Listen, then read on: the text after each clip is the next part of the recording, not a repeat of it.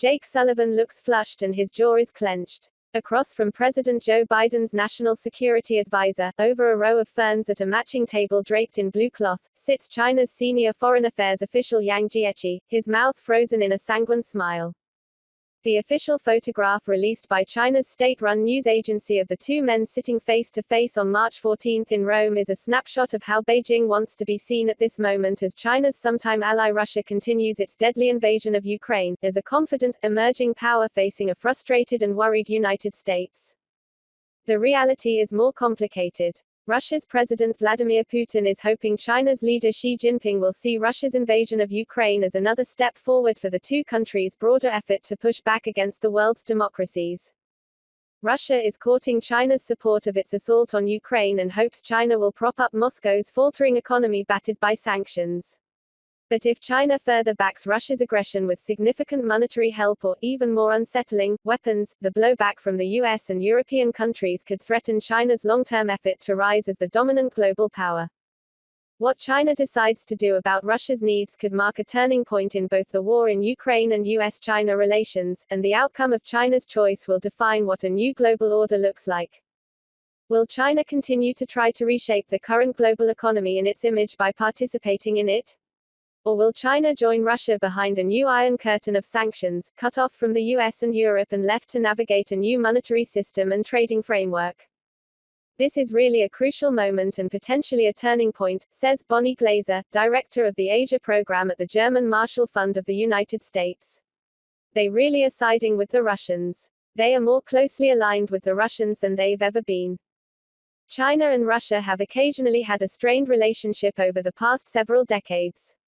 Moscow and Beijing fought a border war in 1969 along the edge of China's northeast territory, and the two countries have never developed strong person-to-person ties across the shared 2,500 miles of border.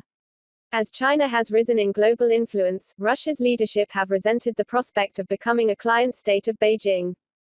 But China's leaders are now leaning toward Moscow much more heavily than they did when trying to appear neutral following Putin's seizure of Crimea in 2014. When Xi and Putin met at the opening of the Beijing Olympics on February 4, the two agreed their countries' relationship would have no limits and no wavering, according to a Chinese government description of the meeting. That was 2 weeks before Russian tanks rolled into Ukraine.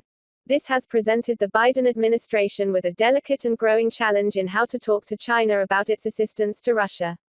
The 7 hours of talks between Sullivan and Yang inside the Rome Cavalieri Hotel were intense, and reflecting the gravity of the moment, a senior administration official said, adding that the two officials had an extensive conversation about Russia's war in Ukraine.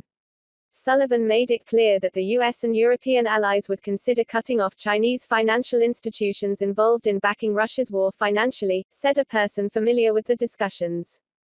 Broadly, Xi Jinping has calculated that the US is in decline and Western democracies have failed, Glaser says, and that Russia is one ally that can work alongside China to create a different international system that's more favorable. But with Russia's violent effort to take Ukraine, that assessment comes with considerable risk for China.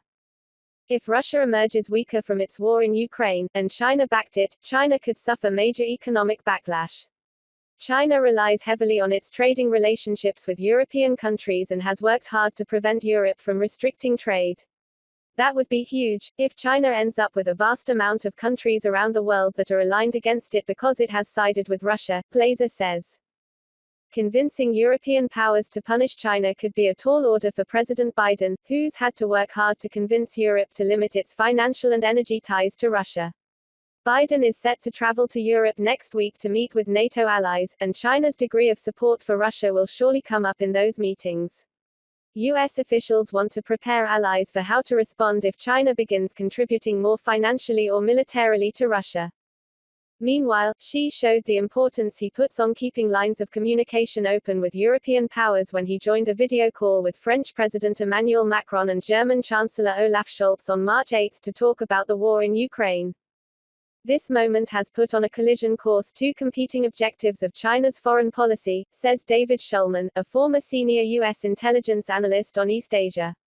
China wants Russia to be its partner in building a new global order, but it also wants to be viewed as a responsible power that can someday lead the current one, or at least be at the center of a new system of global governance and connectivity, Shulman says.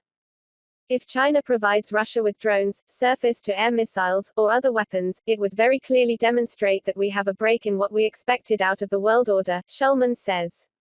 It would be clear that China had very firmly sided with Russia against the democratic world and against developed democracies.